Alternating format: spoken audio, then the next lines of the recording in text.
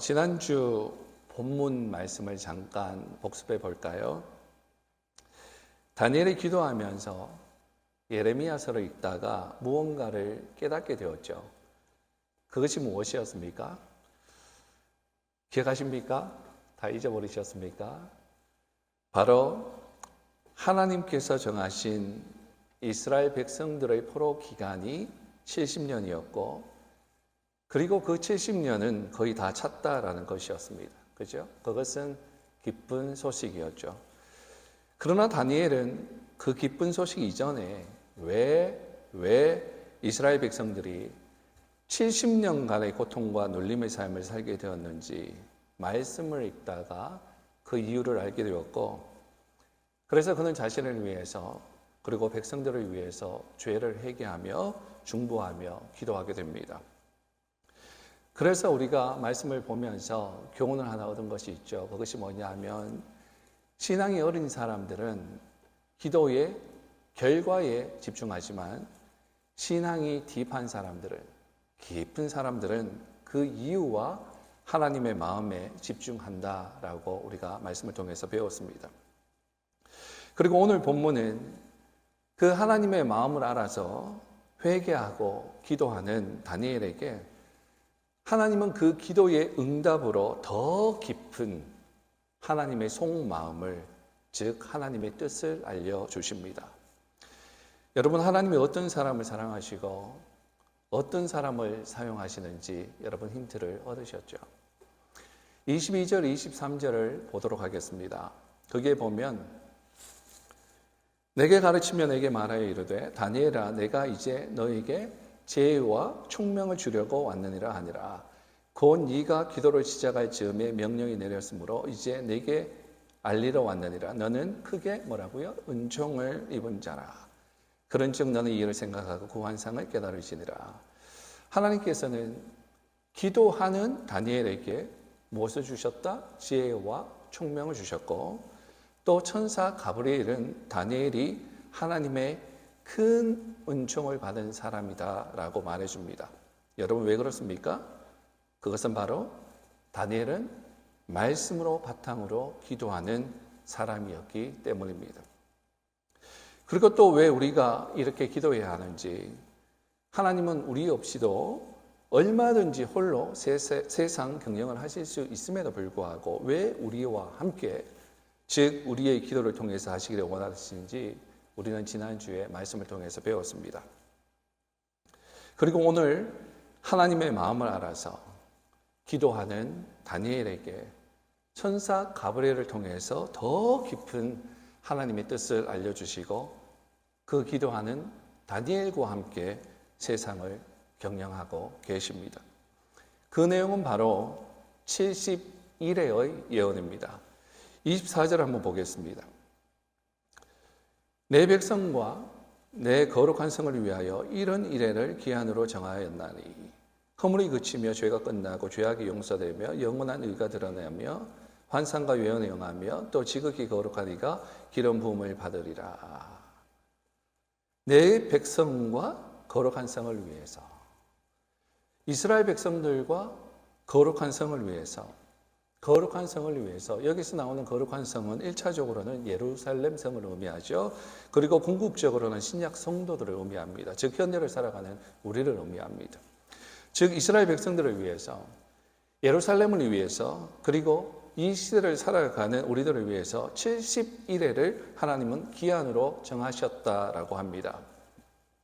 70일의 이후에 이 기간이 다 차고 난 다음에 어떻게 된다? 허물이 그치고 죄가 끝나고 죄악이 용서되고 영원한 의가 드러나며 환상과 예언이 응하고 또 거룩한 이가 기름 부음을 받는다.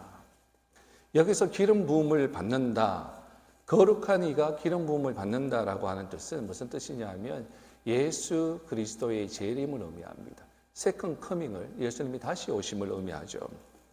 즉 주님이 다시 오시는 날 하나님의 나라의 완성, 그리고 그 구원의 완성이 이루어지는 것입니다. 언제요? 70일의 이후에.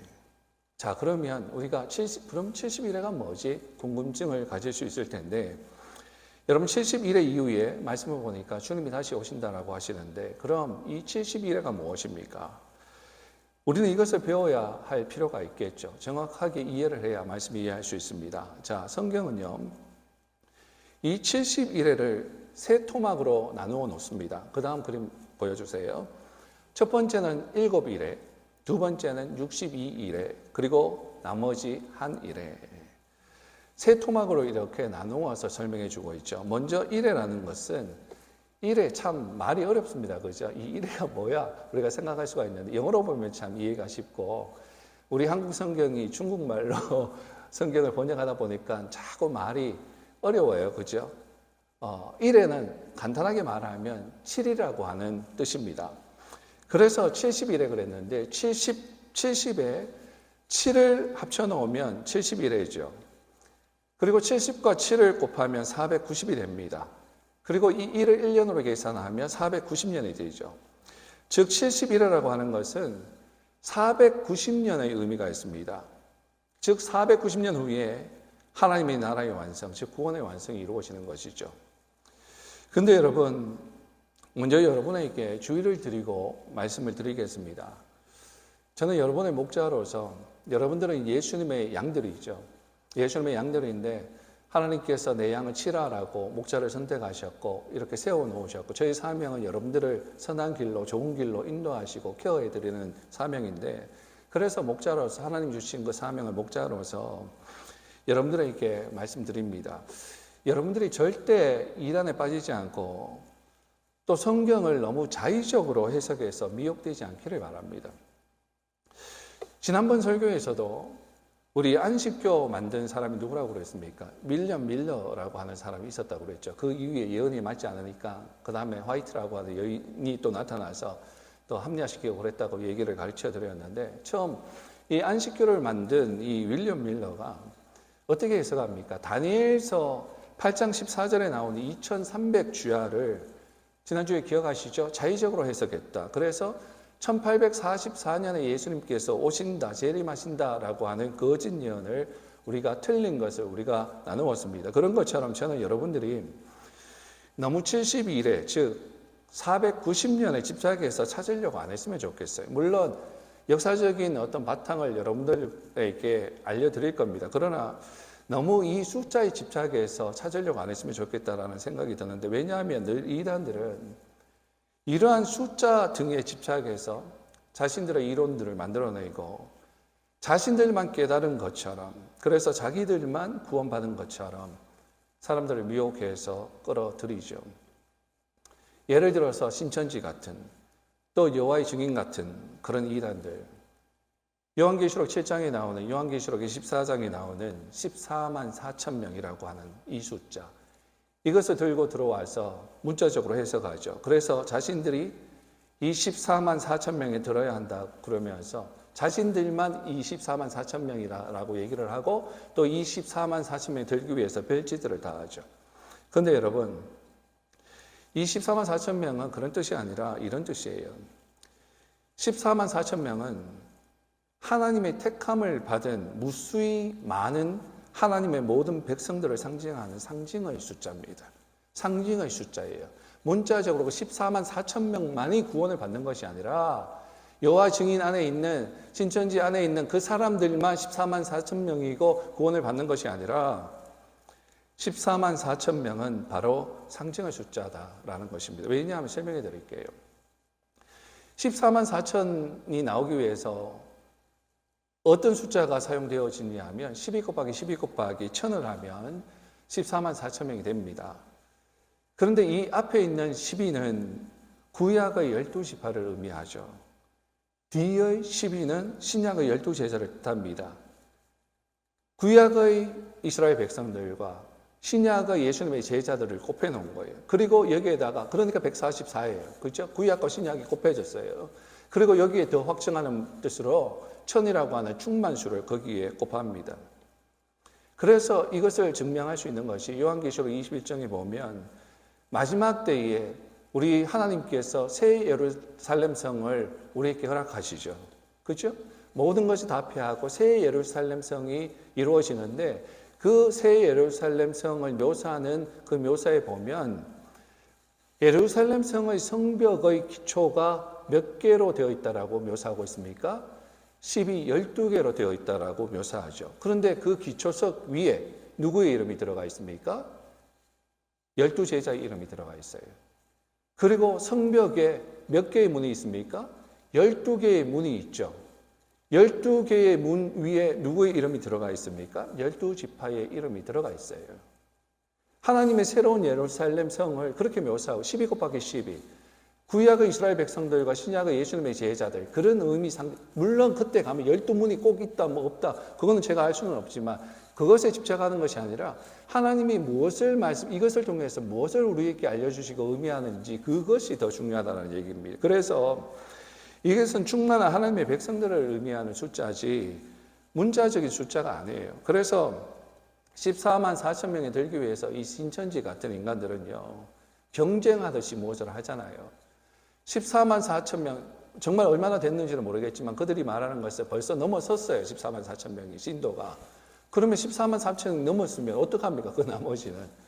그러면 자기들끼리 경쟁해야죠. 거기에 들기 위해서 별짓을 다해. 그러니까 그렇게 열심을 내서 전도하고 돌아다니는 거예요. 그들은 경쟁합니다.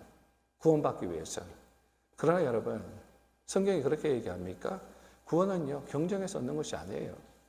우리가 학교 다니면서 그만큼 경쟁했으면 되지. 뭘 또 천국에 들어가기 위해서 그렇게 사람들과 옆에 있는 집사 한번 보세요. 옆에 있는 성도 한번 보세요. 이 사람하고 내가 경쟁해야 천국에 들어갈 수 있다. 이 사람 이겨야 된다라고 생각하면 얼마나 피곤하고 골치 아픕니까? 하나님의 말씀은 그게 아니에요. 구원은요, 은혜로 받는 거예요. 은혜로. 하나님의 은혜로. 내가 무엇을 해서가 아니라 하나님 주신 그 은혜로. 예수님을 믿음으로 그저 값없이 주시는 하나님의 은혜로 받는 것입니다. 값없이 주시니까 값싼 줄 알고 그러는데 값싼 게 아니에요. 사구리가 아니에요. 구원은. 이렇게 귀한 거 우리 힘으로 구원을 얻을 수 없으니까 하나님께서 이렇게 귀한 것을 그저 은혜로 우리에게 주셨다라는 것을 우리가 생각해야 됩니다.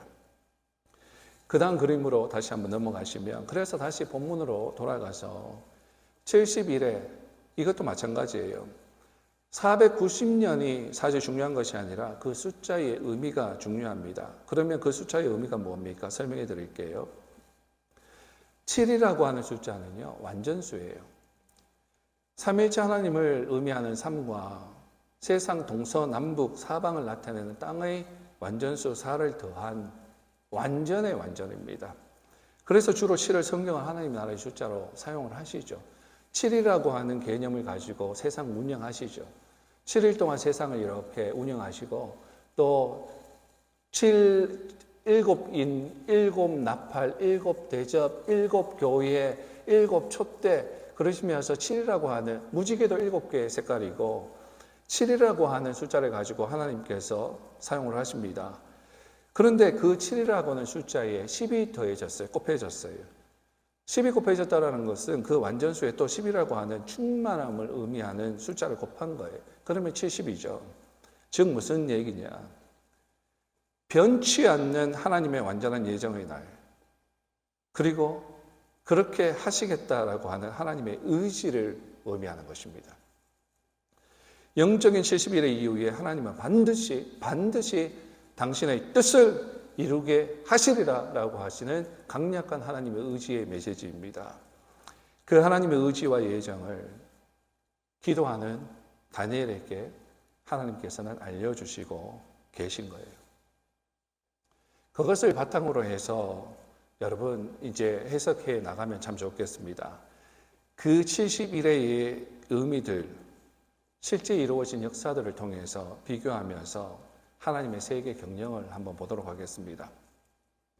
여러분 이 70일의 시작이 언제입니까? 언제 시작합니까? 오늘 본문 말씀을 보니까 25절 한번 볼까요? 자, 거기에 보면 그러므로 너는 깨달아 알지니라 예루살렘을 중건하라는 영이 날 때부터 기름 부음을 받은 자 곧 왕이 일어나기까지 7일에와 62일에가 지나갈 것이요. 70일의 시작이 언제입니까? 말씀을 보니까 예루살렘을 중건하라라고 하는 그 명령이 날 때부터. 그죠? 그러면 그 예루살렘을 중건하라라고 하는 영이 언제 일어났습니까? 말씀을 보면 다 나와 있죠. 지난주에 제가 유다 백성들이 1차로 바벨론으로 끌려갈 때가 3차에 의해서 걸쳐서 끌려갔다고 그랬죠. 1차로 끌려갔을 때가 언제라고 그랬습니까? 대충 BC 605년, BC 606년, 정확하지 않으니까 604년이 될 수도 있고 그랬습니다. 그때 다니엘도 함께 끌려갔다고 했죠. 그리고 다니엘이 예레미야서를 읽다가 하나님이 해방시키실 그 날, 정해놓으신 그 날이 70년인데 70년 후에 해방이 되는데 깨닫겠구나. 말씀을 읽다가 깨달은 그 년수가 바로 BC 한 538년 정도가 된다라고 얘기했죠. 그러면 1년 정도 후면 1년 아니면 2년 아니면 3년 후면 이제 해방이 되는데 실제로 고레스의 칙령으로 의해서 BC 537년에 1차로 다시 3차로 끌려갔으니까 3차에 걸쳐서 다시 돌아오는데 1차로 스룹바벨 인도로 유다 백성들을 1차로 귀환하죠. 그래서 그들이 2년 후에 예루살렘 성을 중건합니다. 그것을 증명하는 것이 또 성경을 증명해요. 그것을 증명하는 것이 아주 오래전에 이사야 선지자는 다니엘보다 100년, 150년 앞선 사람이죠. 유다가 망하지 않았을 때 사람이죠. 그 이사야 선지자가 고레스라고 하는 사람을 알지도 못하는 이사야 선지자가 이후에 일어날 고레스 왕을 언급하면서 이스라엘 백성들이 이 사람에 의해서 해방될 것이다 라고 예언합니다. 그것이 이사야 44장 28절 말씀인데 그 다음만 보십시오. 고레스가 나오죠. 이사야가 지금 예언하는 거예요. 이르기를 내 목자라 그가 나의 모든 기쁨을 성취하리라 하며 예루살렘에 대하여는 이르기를 중건되리라 하며 성전에 대하여는 내 기초가 놓여지리라 하는 자니라. 그리고 45장 13절 보면 내가 공의로 그를 일으킨지라 그의 모든 길을 곧게 하리니 그가 나의 성읍을 건축할 것이며 사로잡힌 내 백성을 값이나 갚음이 없이 놓으리라. 만군의 여호와의 말이니라 하셨느니라. 이사야 선지자가요 이미 오래전에 고레스 왕이라고 하는 사람 보지도 못했고 알지도 못했는데 하나님의 예언에 의해서 고레스라고 하는 사람이 일어나서 이스라엘을 회복시킬 것이다 라고 예언합니다. 그리고 그 예루살렘 성의 완성이 에스라의 영적인 각성, 이미 죽어 있으니까 영적으로 에스라가 와서 이스라엘 백성들의 영적인 각성들을 일으키죠. 그리고 세 번째 느헤미야가 또 와서 BC 444년에 성벽 재건을 완성시킵니다. 끝내버립니다. 그래서 이것을 보통 신학자들은 다니엘서 9장 25절의 예루살렘을 중건하라라고 하는 영이 날 때부터의 시작으로 봅니다. 또 다른 신학자들은 2차 에스라의 그 시점으로부터 시작해서 예수님께서 오시고 요단강에서 침례 받으시는 그 날짜를 계산해서 69일에로 계산하기도 하죠. 그래서 약간의 의견들이 틀리긴 하지만 그래서 거기에 목숨 걸지 말라라고 하는 거예요. 그 역사적인 토대, 이럴 수도 있고 저럴 수도 있겠는데 하나님이 이것을 통해서 무엇을 말씀하시는지 그것을 알기를 원한다라고 미리 여러분들에게 말씀드린 거예요. 그러면 또 질문 여러분. 69일의 끝이 언제입니까? 그때부터 언제까지를 성을 중건하라라고 하는 그 영이 난 때부터 7일에와 62일의 끝, 즉 70일에서 한 일회를 뺀 69일을 언제까지를 69일에로 봅니까? 여러분 지금 따라오고 계십니까? 지금 너무 어렵죠? 너무 힘들죠? 여러분 눈동자가 흐려지기 시작했는데 정신 똑바로 차리십시오. 중요합니다. 자, 머리 최대한 막 이렇게 사용해서 한번 따라오시길 바랍니다. 자, 그러면 언제 끝이냐? 아까 시작 69일의 시작이 그랬다 그랬죠. 예루살렘 성 중건하라고 하는 영이 날 때부터. 그럼 언제 끝이 나느냐? 자, 보십시오. 25절 아까 말씀 그대로 읽어보면 자, 그러므로 너는 깨달아 알지니라 예루살렘을 중건하라고 하는 영이 날 때부터 그 다음에 기름 부음을 받은 자 곧 왕이 일어나기까지 7일에와 62일에가 지날 것이요. 언제까지?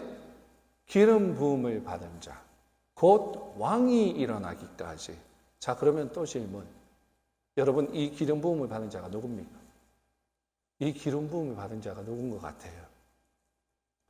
알면서도 모르시는 척 지금 그러고 계시는데, 기름 부음을 받은 자라고 하는 이 문장을 히브리어로 말하면 무슨 단어를 사용하는지 아십니까?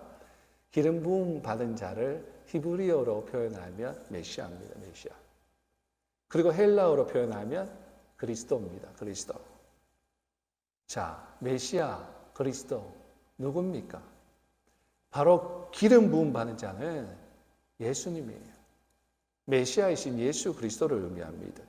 지금 이 말씀은요, 구약에 나와 있는 이 예언들의 말씀은 지금 예수 그리스도의 초림을, 하나님이신 그 예수 그리스도께서 육신의 몸을 입고 말씀이신 그분이, 로고스 그분이 육신을 입고 이 땅에 오신, 동정녀 마리아를 통해서 이 땅에 오신 그 사건을 의미합니다. 즉 여러분, 7일에와 69일에 69일에죠. 70일에서 한 일에 뺀 69일에는 예루살렘 성을 중건해라라고 하는 명령이 있은, 세계 최고의 강력했던 그 나라의 그 왕이 명령했던 그 사람이 고레스입니다. 고레스 BC 538년부터 시작해서 그리스도 초림까지의 기간이에요. 대충 계산해 보면 490년이 안 나오는데, 아까 말씀드렸듯이 490년 정확하게 나오는 것은 2차 영적 각성부터 시작해서 예수님께서 요단강에서 침례 받으실 때 그렇게 계산하면 490년이 나와서 어떤 신학자들은 그렇게 해석하는데, 전체적인 정황을 이렇게 보면 고레스 선포부터 시작하는 것이 맞는 것 같아요. 그래서 대충 보면 490년이 나옵니다. 7일에와 69일의 이후에, 즉 69일의 이후에 예수님께서 오세요. 하나님이신 그 예수님께서 오셔요. 우리를 구원하시기 위해서 오셔요. 자, 그러면 69일에 끝났습니다. 몇 일에 남았습니까? 산수 또 동원하십시다. 70일에서 69일에가 끝났습니다. 자, 몇 일에 남았습니까? 여러분들 학교 다닐 때 공부 잘 하셨잖아요. 박사도 계신데, 자, 몇 일에 남았어요? 모르는 척. 한 일에 남았잖아요. 그렇죠? 70일에서 69일에 빼면 한 일에 남죠. 그러면 한 일에 대해서 성령이 무엇을 말하는지 우리가 또 보아야 합니다. 9장 26절에서 27절 말씀을 한번 볼게요. 한 일에 대해서 말씀을 나누는데, 62일의 후에 기름 부음을 받은 자가 끊어져 없을 것이고, 예수님 죽으시는 것을 말하는 거예요. 십자가 사건을 얘기하는 것입니다. 죽으시고 난 다음에, 자, 그 다음에 장차 한 왕의 백성이 와서, 로마의 왕을 얘기하겠죠. 왕의 한 백성이 옵니다. AD 10년 디도 장군을 의미하는 걸 거예요. 자, 그 사람이 와서 그 성읍과 성소를 무너뜨리려니와 그의 마지막 홍수에 휩쓸린 될 것이요 또 끝까지 전쟁이 있으리 황폐할 것이 작정되었느니라. 그가 장차 많은 사람들과 더불어 한 일해 동안의 언약을 굳게 맺고, 그가 그 일해의 절반의 제사와 예물을 금지할 것이며, 또 포악하여 가증한 것이 날개를 의지하여 설 것이며, 또 이미 정한 종말까지 진노가 황폐하게 하는 자에게 쏟아지리라 하였느니라 하시니라. 69일의 이후에 일정 기간이 지나고 난 다음에 누가 나타난다고요? 적그리스도가 나타나는 거예요. 이것은 지금 적그리스도를 얘기하는 것입니다. 우리가 지난번에 배웠죠. 요한계시록 13장 배우면서 바다에서 누가 일어났습니까? 짐승이 올라왔죠. 바다는 무엇을 의미한다고 그랬죠? 세상을 의미한다고 그랬죠. 이 세상에 짐승이 올라오죠. 용의, 마귀의 권세를 받아서 그 힘을 가지고, 그것이, 그 짐승이 하나의 나라가 될 수도 있고 어떤 왕이 될 수도 있고 정권이 될 수도 있겠죠. 그런 적그리스도가 일어나서 그 다음에 땅에서 어떤 짐승이 또 올라온다고 그랬죠. 또 짐승이 올라왔는데 누구라고?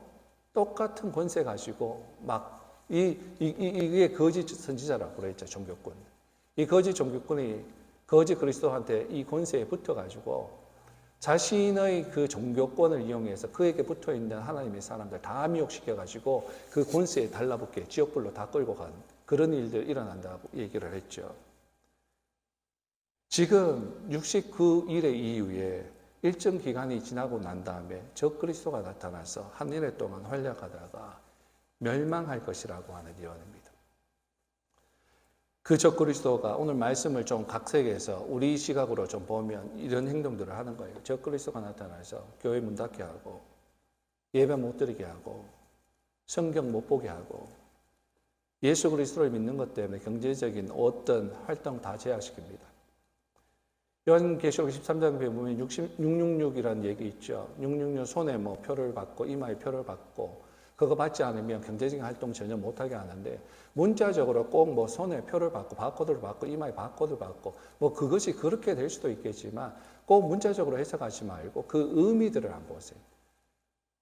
적그리스도의 그 활동과 거짓 선자의 활동으로 인해서 하나님의 백성들이 경제적인 활동이 제약이 되고 어려움을 당한다라는 것, 어떤 방법으로 될 것인가 그 의미를 생각하시면 됩니다. 저는 이것을 보면서 요한계시록 초반에 나오는 7교회, 초대교회의 그 핍박을 한번 생각해 보았어요. 서문화 교회 같은 경우에도 보면 하나님의 백성들이 경제적인 활동을 못해요. 왜 못하게 됐습니까? 가난해요. 교회가 가난하고 믿는 자들이 가난하고 궁핍하고 배고파 죽어요. 근데 왜 그렇게 됐습니까? 예수 믿는 것 때문에 안 끼워줘요. 어디에? 길드 제도 같은 것에. 비즈니스 하기 위해서 어떤 제도가 있잖아요. 예를 들면 길드 제도가 있잖아요. 길드 제도 안에 들어와야 그 비즈니스 하는 사람들이 그 길드 제도의 그 법 아래에서 따라갈 때 비즈니스 할 수 있게 해줍니다. 그러면 그 아래에서 비즈니스를 하면 잘 되죠. 그런데 그 조건이 뭐예요? 우리 조직에 들어오기 위해서 이 로마 황제 밑에 있는 우리 조직에 들어와서 비즈니스 하기 위해서는 제일 먼저 해야 하는 것이 있는데 그것이 뭐냐면 Caesar is my Lord. 로마 황제를 나의 주님으로 인정해야 여기서 밥 먹고 살게 해주겠다라는 얘기거든요. 그럼 그리스도인들이 어떻게 합니까? 뭐 합리화시킬 수도 있겠지만 배교한 사람들은 합리화하겠죠. 예수님의 심장에 있는 사람들은 그렇게 못하는 거예요. 난 그렇게 못합니다. 시자가 나의 주님이 아니라 예수 그리스도만이 나의 주님입니다. 그렇게 고백합니다. 그러면 그래? 좋아. 그러면 너 이 제도 안에 못 들어와. 너 비즈니스 못해. 너 아무것도 못해. 경제적인 거 활동 못해. 아무것도 못하니까 배가 고프죠. 아무것도 못하니까 예수님 때문에 굶어 죽는 거죠. 이러한 현상처럼 바코드 이런 의미들이 꼭 바코드가 아니라 그 마지막 때에 세상의 권세, 권력, 법을 만들어 놓고 예수 그리스도, 교회 뭐 이런 모든 부분들을 찬화시켜 놓고 그것을 따라오지 않으면 너희들 이 땅에서 축축 그냥 굶어 죽어. 이런 현상이라는 얘기예요. 여러분 차별금지법 요즘 여러분은 어떻게 생각하는지 모르는데 차별금지법 여러분 기도하셔야 돼요. 그리고 통과되면 큰일 납니다. 그리고 동성애 이런 이야기 참 많이 나오는데 사실 여러분 이거는요 참 우스운 얘기입니다. 우스운 얘기. 아주 가벼운 얘기예요. 점점 더 심해지는 것들이 나올 거예요. 이제 시작입니다. 요즘에 진리 말하면요. 진리 트루스를 얘기하면 혐오라고 하는 시대입니다. 혐오예요.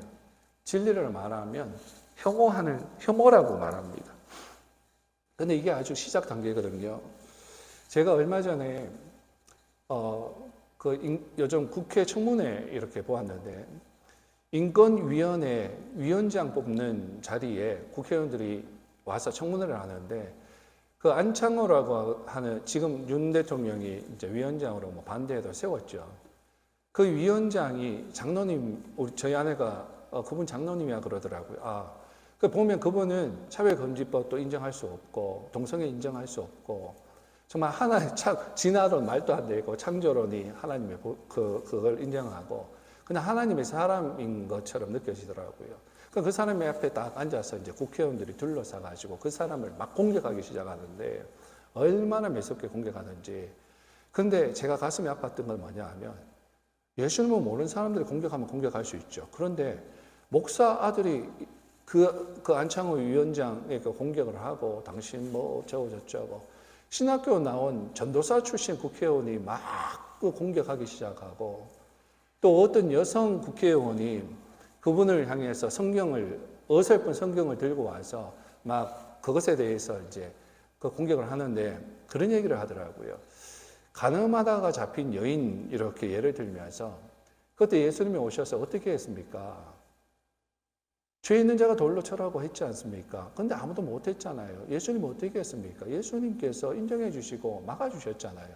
예수님 여기 오시면 동성애자들, 소수 이 약자들 하나님께서 예수님께서 인정하시고 돌봐주시지 않겠어요? 그런 얘기를 하는 거예요.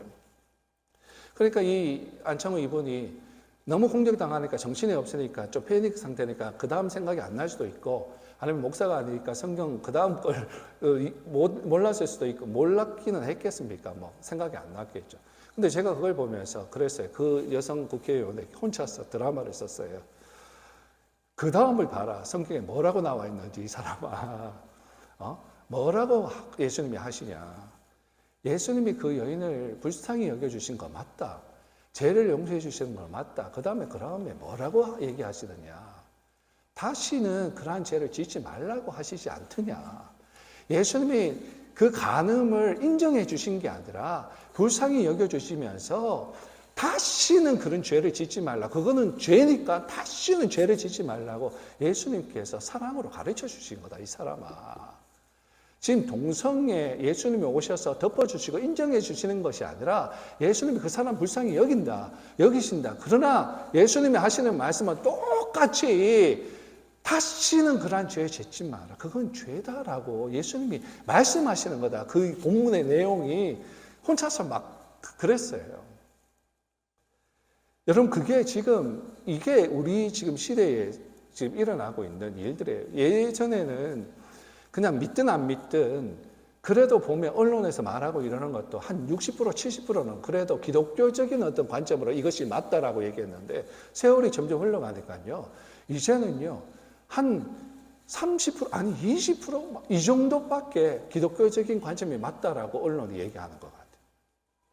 비신뢰가 진뢰가 되고 있는 이런 시대에 살고 있잖아요. 그러니까 국회의원들이 막 그렇게 몰아간다고요. 근데 저는 답답한 게 뭐냐면요. 그 국회의원들 누가 뽑았어요? 그리스도인들이 뽑았어요. 우리가 한 손에는 신문을 들고 한 손에는 성경을 들고 세상을 봐야 돼요. 그런데 한 손에는 성경을 들고 성경이 이 세상을 어떻게 말하고 있는지 그걸 보면서 세상을 이겨나가야 되는데, 성경 다 팽개치고 뉴스만 보면서 그냥 감정적으로 저 사람 좀 잘생겼으니까, 저 사람 좀 인상이 좀 좋네, 저 사람 좀 공부를 잘했네, 뭐 그런 관점으로 국회의원 뽑아요. 무슨 생각으로 무엇을 말하고 있는지, 반기독교적인 예수님의 말씀을 대적하는 사람인지 아닌지 그걸 보지 않고 그냥 감정적으로 뽑는단 말이에요. 그리스도인들이 얼마나 정말 회개해야 돼. 만약에 그런 사람들을 뽑았으면 정말 회개해야 돼. 회개해. 우리가 그렇게 뽑아놓고 지금 아무것도 아닌 것처럼 너무 괜찮겠지. 나중에 대해서 돌이키려고 하면 못 돌이킨단 말이에요. 27절에 말하는 마지막 한 일에는요, 의심할 여지 없이 바로 요한계시록 11장에 나오는 예수님께서 다시 오시기 이전에 이 세상에서 일어날 7년 대환란을 말하고 있는 겁니다. 7년 대환란. 전 3년 반 좀 옹문하게 환란 맞고, 후 3년 반 엄청나게 환란 맞고, 교회 문 못 열어, 말씀 못 봐, 아무것도 예수님 얘기도 못 해요. 그게 법이니까. 그것에 대해서 예수님이 또 말씀해 주시잖아요. 예표로 마태복음 24장에 마지막 때 현상을 알려주십니다. 한번 읽어볼까요? 어떤 일들이 일어나는지. 긴데 제가 고민하다가 그냥 다 읽기로 했어요. 말씀이 말씀되게 하라. 그냥 말씀으로 여러분 좀 받으시기를 바랍니다. 한번 천천히 한번 제가 읽어 나갈게요. 예수께서 성전에서 나와서 가실 때에 제자들이 성전 건물들을 가리켜 보려고 나오니 대답하여 이르시되 너희가 이 모든 것을 보지 못하였느냐. 내가 진실로 너희에게 이르노니 돌 하나도 돌 위에 남지 않고 다 무너뜨려지느라. 조금 후면 AD 70년에 로마 군대 장군이 와서 다 무너뜨려 버립니다. 예수께서 강문산 위에서 앉으셨을 때에 제자들이 조용히 와서 이르되 우리에게 이르소서 어느 때에 이런 일이 있겠사오며 또 주의 임하심과 세상 끝에는 무슨 징조가 있사오리까. 예수께서 대답하여 이르시되 너희가 사람의 미혹을 받지 않도록 주의해라. 많은 사람이 내 이름으로 와서 이르되 나는 그리스도라 하여 많은 사람을 미혹하리라. 난리와 난리 소문을 듣겠으나 너희는 삼가 두려워 말라. 이런 일이 있어야 돼. 아직 끝은 아니니라. 민족이 민족을, 나라가 나라를 대적하여 일어나겠고 곳곳에 기근과 지진이 있으리니 이 모든 것은 재난의 시작이니라. 시작이에요. 그때 사람들이 너희를 환난에 넘겨주겠으며 너희를 죽이리니 너희가 내 이름 때문에 모든 민족에게 미움을 받으리라. 예수님 때문에 미움 받습니다. 그때 많은 사람이 실족하게 되어 서로 잡아주고 서로 미워하겠으며 이런 환난이니까 다 실족해가지고 배교하고 다 떠나버려요. 거짓 선지자가 많이 일어나서 많은 사람을 미혹하겠고 말씀 변절자 이 가짜들이 가짜 목사들, 가짜 종교꾼들, 거짓된 신학 가지고 있는 자들, 또 운동권 출신의 거짓된 공산주의 사상 가지고 목사가 된 사람들, 그걸 가지고 성경을 탈색시키는 그런 거짓을 말하는 가짜 목회자들 많이 일어나서 많은 사람들 미혹하겠고 불법이 성함으로 많은 사람의 사랑이 식어지느라. 그러나 뭐라고요? 끝까지 견디는 자는 구원을 얻으리라. 믿음과 인내로 그러한 환난 가운데 버텨라라는 것, 그것이 믿음입니다. 그리고 이 천국 복음이 모든 민족에게 증언되기 위하여 온 세상에 전파되리니 그제야 끝이 오리라. 계속해서 그럼에도 불구하고 하나님의 말씀은 전진합니다. 그러므로 너희가 선지자 다니엘이 말한 바 멸망의 가정한 것이 거룩한 곳에 선 것을 보거든. 다니엘서 말하는 거죠. 그때 유대에 있는 자들은 산으로 도망할지를, 지붕에 있는 자는 집 안에 있는 물건을 가지러 내려가지 말며 밭에 있는 자는 겉옷을 가지러 뒤로 돌이키지 말지어다. 얼마나 급박하게 지금 몰려오는지 그걸 얘기하는 거예요. 그럴 시간이 없어요. 그날에는 아이 뵌 자들과 젖 먹이는 자들에게 화가 있으리라. 나중에 오겠지. 나중에 이런 일이 있겠지. 그러면서 해이해져 있을 시간이 없다라고 급박성을 지금 얘기하시는 거예요. 예수님께서. 그럴 시간 없다고. 이는 그때에 큰 환란이 있겠음이니라. 창세로부터 지금까지 이런 환란이 없었고 후에도 없으리라. 그 날들을 감하지 아니하면 모든 육체가 구원을 얻지 못할 것이나 그러나 택하신 자들을 위하여 그 날들을 감하시리라. 그때 사람이 너희에게 말하되 보라 그리스도가 여기 있다 혹은 저기 있다 하여도 믿지 말라. 거짓 그리스도들과 거짓 선지자들이 일어나 큰 표적과 기사를 보여 할 수만 있으면 택하신 자들도 미혹하리라. 보라 내가 너희에게 미리 말하노라. 그러면 사람들이 너희에게 말하되 보라 그리스도가 광야에 있다 하여도 나가지 말고 보라 골방에 있다 하여도 믿지 말라. 번개가 동편에서 나서 서편까지 번쩍인 같이 인자의 임함도 그러하니라. 죽음이 있는 곳에 독수리들이 모일지니라. 그날 환란 후에 즉시 해가 어두워지며 달이 빛을 내지 아니하며 별들이 하늘에서 떨어지며 하늘의 권능들이 흔들리라. 요한계시록 계시들 막 지금 미리 말씀하시죠.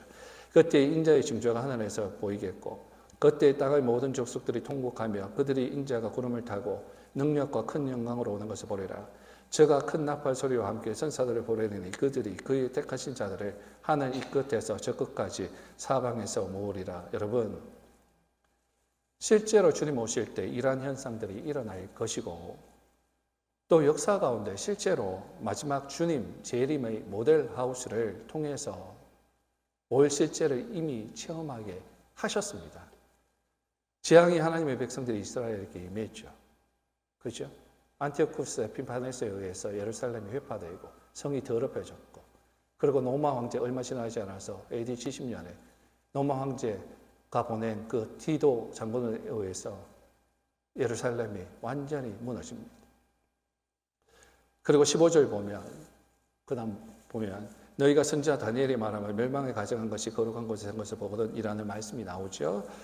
여러분 유대인들에게 거룩한 것이 뭡니까? 멸망에 가정한 것이 거룩한 곳에 선 것을 보거든. 자, 거룩한 것이 뭐예요? 유대인들에게 가장 거룩한 것은요 성전입니다. 성전. 즉 이 말은 성전 파괴를 말하는 것입니다. 그리고 실제로 예루살렘 로마에 의해서 AD 70년에 파괴됩니다.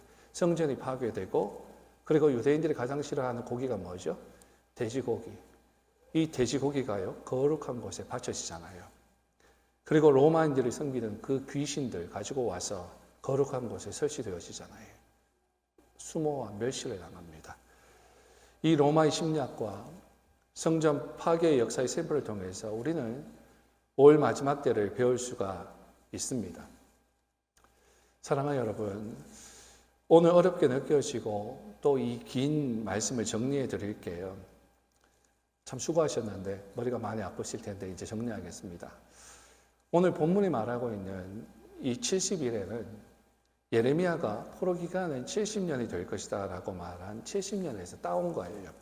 그래서 포로 귀환하고 그 다음에 성전이 재건되고 그리고 예수님이 오셨고 그리고 예수님이 죽으셨고 그 다음에 적그리스도가 출현하고 그 다음에 말세의 대환란이 일어나고 그리고 난 다음에 예수 그리스도의 재림으로 인한 하나님 나라의 완성들을 일련의 사건들을 중심으로 하는 세상의 역사 과정을 상징적으로 표현한 것입니다. 다시 말하면 우리가 배웠던 7장 기억해 보십시오. 네 짐승과 작은 뿔 묵시, 그리고 8장의 수양과 수염소의 묵시, 세계사죠.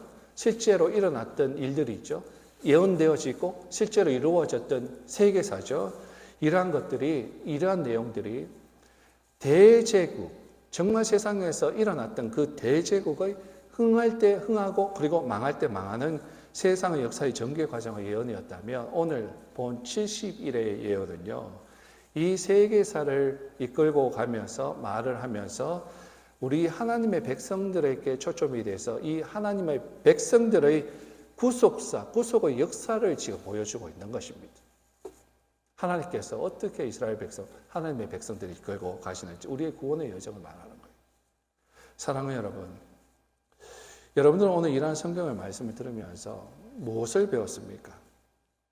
이 세상은 분명히 마지막이 있습니다. 여러분이 인정하지 않든 마지막이 있습니다. 우리가 살고 있는 이 세상, 여러분들이 너무나 사랑하고 그리고 소망을 두고 있는 이 세상은 분명히 마지막이 있습니다. 왜냐하면 하나님께서 그렇게 말씀하셨기 때문에 그렇습니다. 그러면 왜요? 왜 하나님께서 이러한 마지막을 허락하셨죠? 그냥 좀 내버려 두지. 그냥 잘 먹고 잘 살게, 이 땅에 소망 두면서 행복하게 살게 그냥 내버려 두지. 왜 마지막을 허락하시죠? 우리를 미워해서요? 우리를 골탕 먹이시기 위해서요? 아니죠.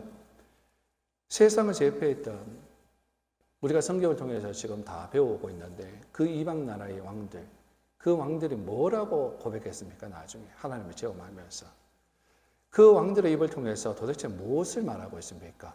그 하나님을 모르는 사람들이 그 입을 통해서 하나님의 위대성을 말하고 있어요.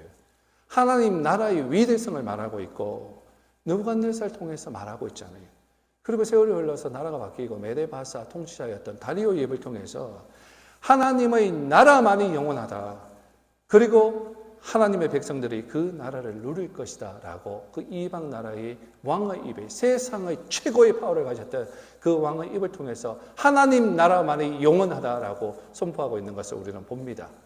다니엘서의 그 모든 줄거리는 하나님 나라만이 영원하다. 마지막 때가 있다.